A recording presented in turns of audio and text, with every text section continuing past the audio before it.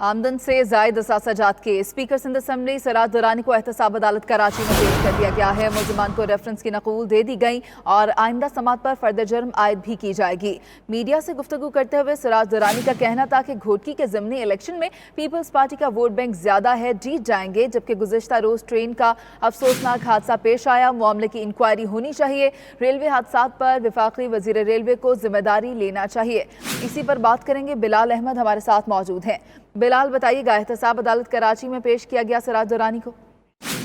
जी, एहतसाब अदालत में स्पीकर सिंध असम्बली आगा सराज दुरानी और दीगर मुल्ज़िमान को पेश किया गया। दौरान समात अदालत ने रेफरेंस की नकूल तमाम मुल्ज़िमान को फराहम कर दी है और समात 26 जुलाई के लिए मुलतवी की गई है। 26 जुलाई को तमाम मुल्ज़िमान पर फर्द जुर्म भी आयद की जाएगी।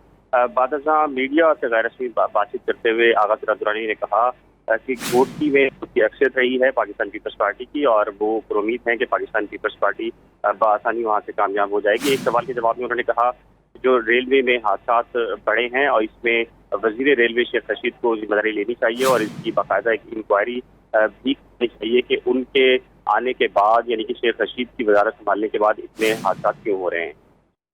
बिलाल, अपडेट कर रहे थे, शुक्रिया आपका।